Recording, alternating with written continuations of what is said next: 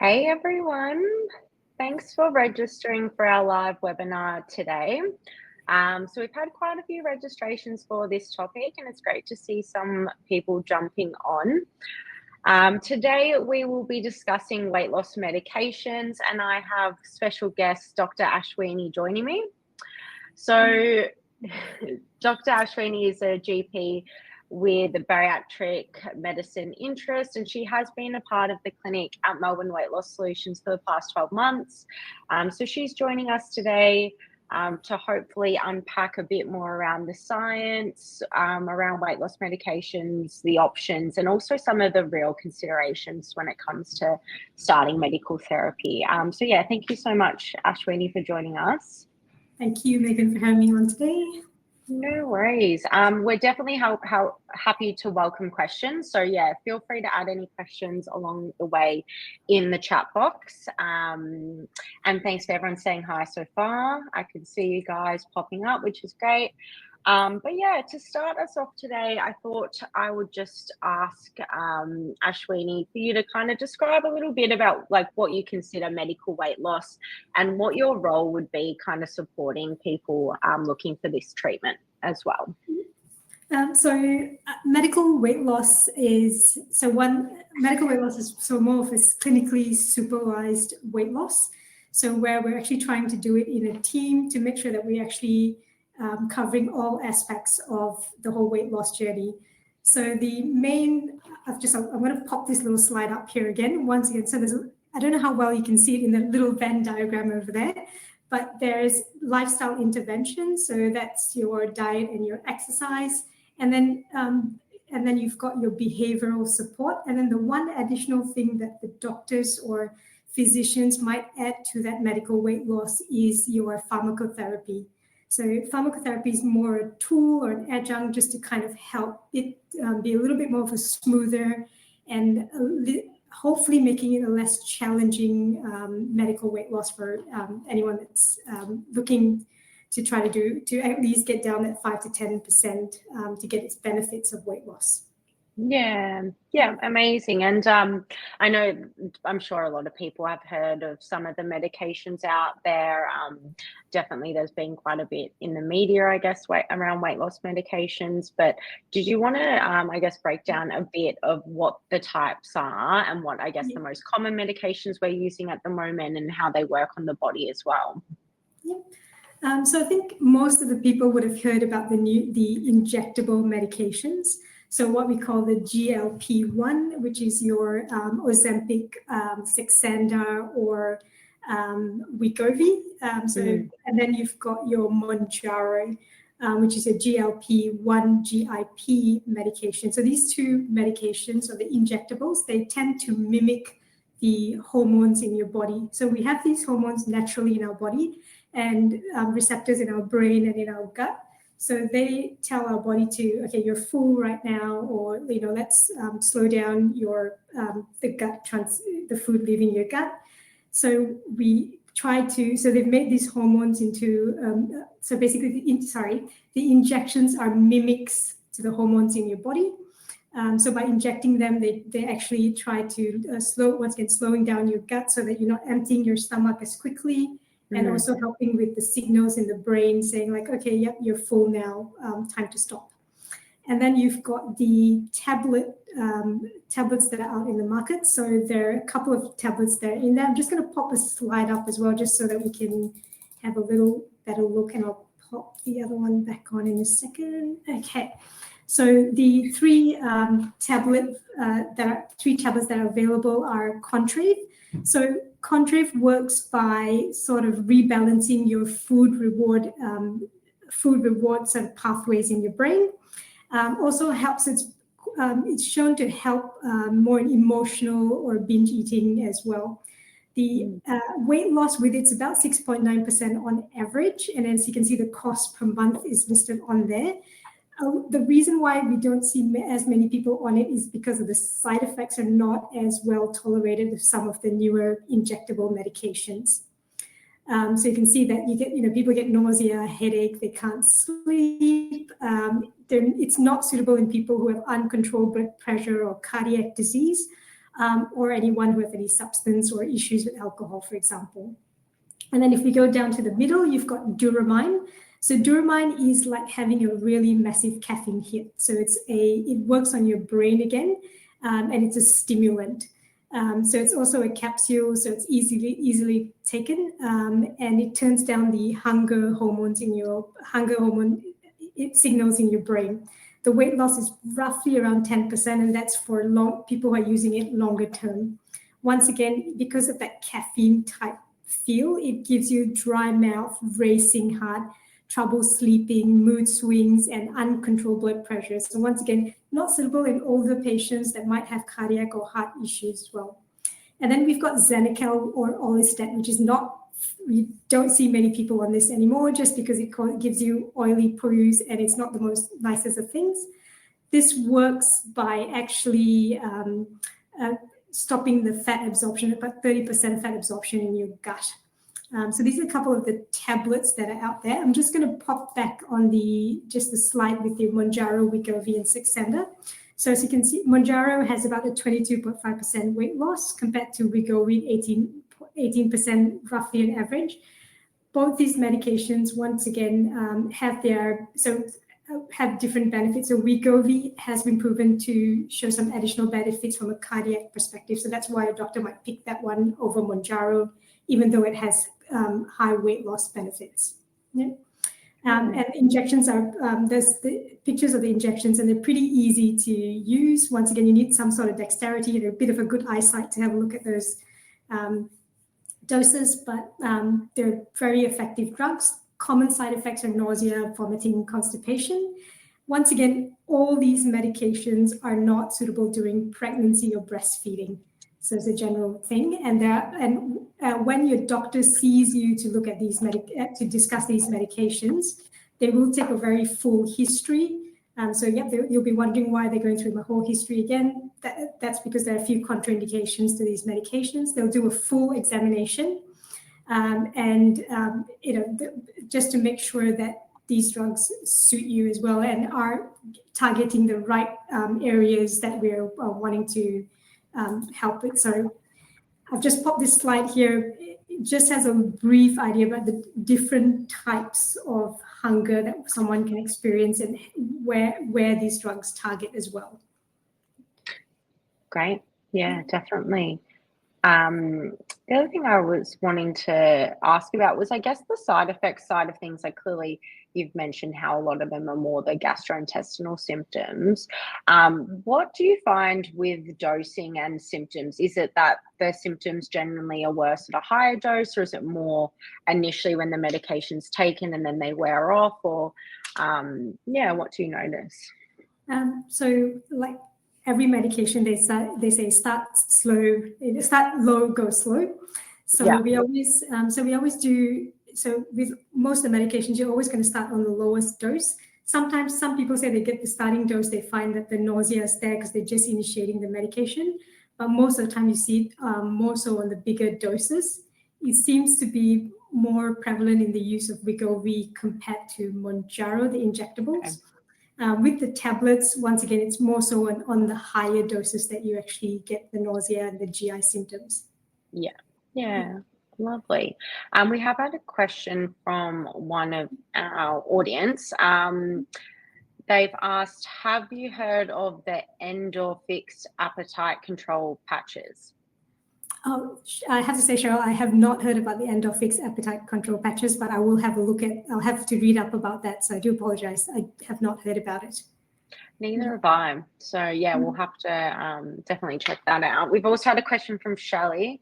Any chance the medical profession can advocate for these weight loss drugs to be eligible on PPS for people who meet qualifications such as BMI and comorbidities? Shelley, we are continuing our best to do that because there's been so much benefit shown on these medications. So, that is still an ongoing battle, I should say. Yeah, definitely. And we can completely understand where cost comes into it as a consideration for people as they are starting these medications or looking at them as well.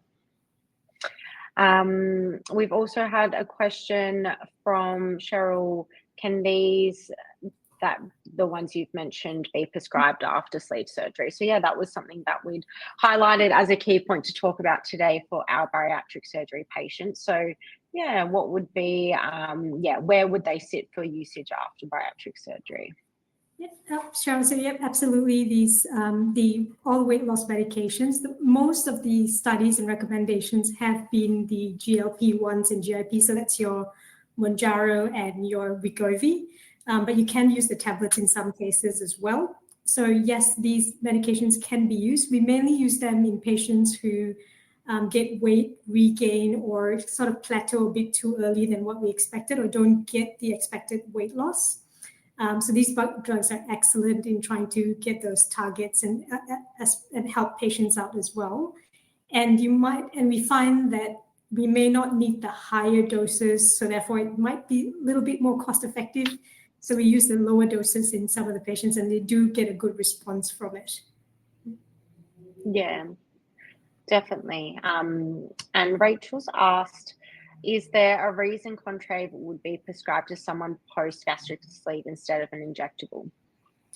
So if the reason for their hunger is related to their emotional, more cravings associated, Rachel, then they might look at actually prescribing that.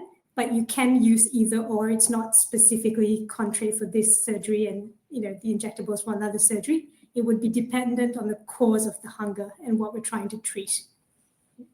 Yeah, I definitely feel like that is a key point when we're thinking about post-surgery and like plateaus or weight regain. It's like what's influencing the impact on the weight at that point as well, which clearly could be psychological or physical.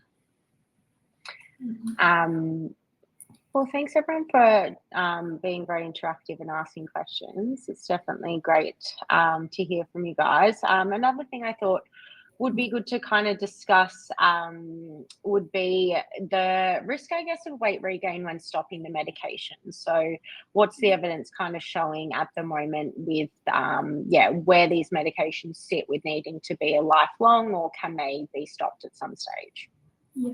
So once again, this goes down to it varies from patient to patient. I'm so sorry. But so majority of the time, because whenever we're using this medication to suppress I'll tell our brain like, yep, you're full, or we're slowing things down. So when we actually remove that, it's all going to come back.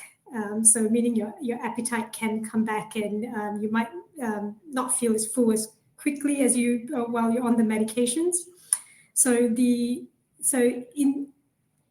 what we normally do if we're trying to wean off medications, like patients say, look, I'm in a really good place, I want to try to come off my medications. We actually try to titrate it down and try to do it in a supportive environment. So just to make sure that you're well supported from a lifestyle perspective, you're in a good place, and you don't always have to be on the high doses. Sometimes you might just wean down and stay on a low dose medication to help kind of suppress that appetite. In some cases, some people are on it long term. So it just depends on patient to patient basis. And the key thing is making sure that if you are looking at coming off the medication, we do it with a health professional or a team around you, just so that we can support you through it. Yeah. Definitely, yeah. I think that's definitely the key takeaway message, I guess, when we're thinking about these medications is, who's prescribing it and what type of follow-up support are patients having as well.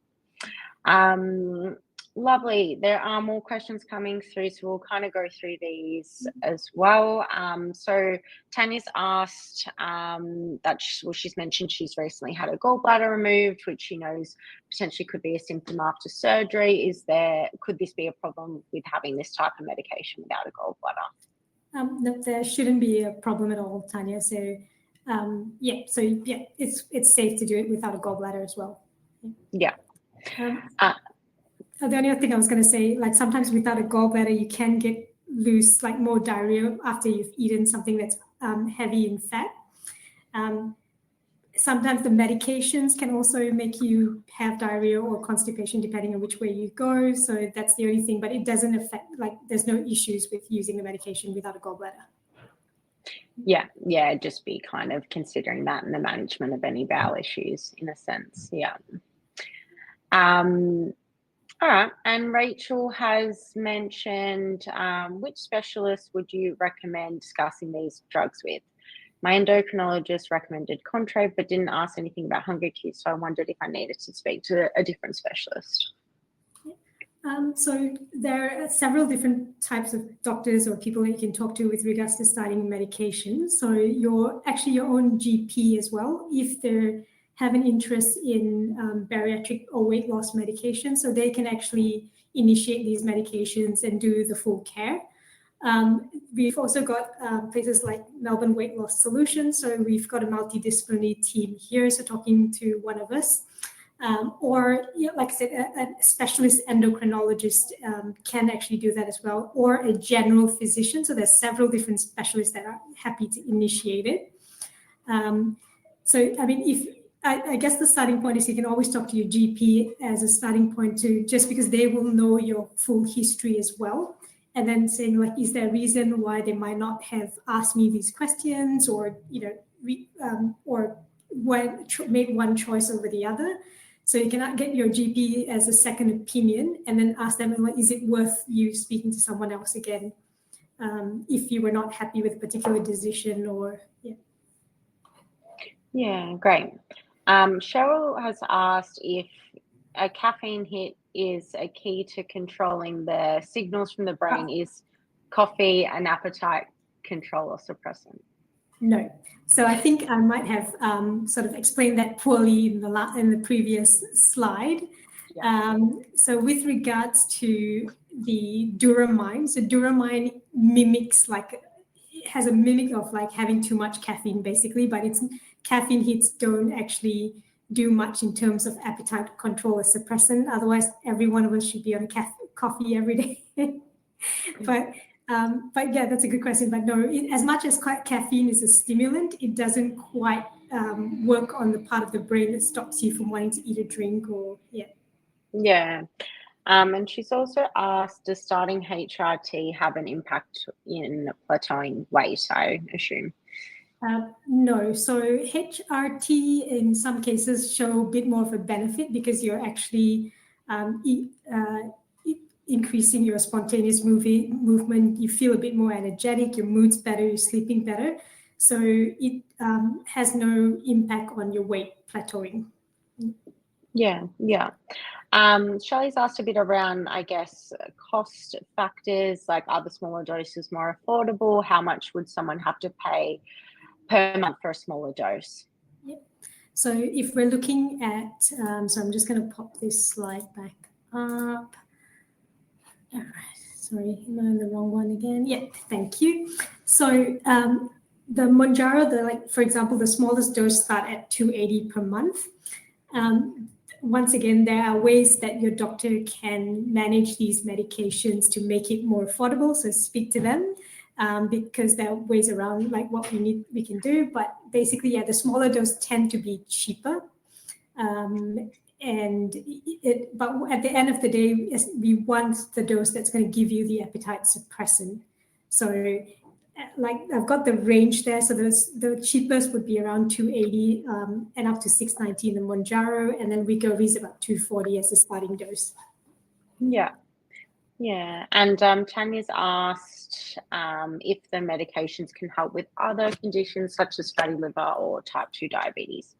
Yes, so these, especially, so Mounjaro as well has the GIP component, and that actually helps with excretion of insulin as well. So it does actually help with insulin resistance. So all these medications are actually very good in terms of improving fatty liver, type 2 diabetes. And I've just popped a slide on there. So helping with things like improved sleep apnea, blood sugar, blood pressure, decrease pain, so then you've got a better health-related quality of life as well. Yeah, awesome. Yeah, it's definitely a great slide to show, I guess, the bigger picture of what we can kind of see shift with some like 5 to 10% weight loss. So Lovely. Shelley has mentioned around people that have a phobia to needles. Is there other alternatives? So I mean, there are the tablets, so something like Contrave, Duramine. So unfortunately, in Australia, we haven't got the approval for the tablet version of GLP-1, which I believe is available in the UK, but at this time it's not available in Australia. So yes, we can use things like Contrave, Duramine, depending on, once again, your medical conditions. Yeah, lovely. And just another, I guess, question from me around just describing, like, are there any key reasons why someone wouldn't be considered for medical weight loss? Like, is there, main criteria you're kind of focusing on, just to clarify that as well? Yep. So in terms of so certain medications, as like the GLP-1s and GIP, we do try to look at a BMI of more than 30, or someone who has a BMI of more than 27 with other medical issues, risk factors, or comorbidities.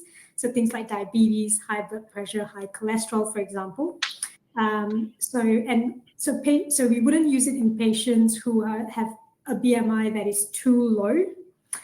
We might also be very, very cautious in using it with someone with chronic renal failure or chronic liver disease. Or if someone that's had a recent severe illness and we know that they need to recover from that before starting on these medications. Once again, each medication has specific contraindications, or where we just go, no, you can't have that medication because it's more detrimental than helpful. And also we make sure the patients are also good, sort of ready to do it. So they're going, yep, I would like to get on these medications and get onto it. I'll do the lifestyle, the diet as well. So yeah.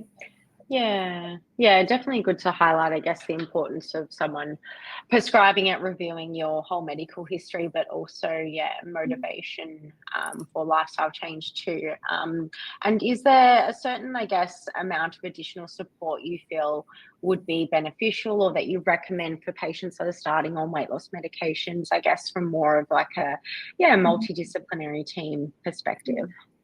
So once again, it all depends on the patient. So when we sit down and have that really, really long chat with everyone, we try to work out what additional supports you might need. So once again, I think one of the big things are there's always a cost issue, a time issue. So once again, we try to work that with the patient to try to work out what's going to fit into their lifestyle.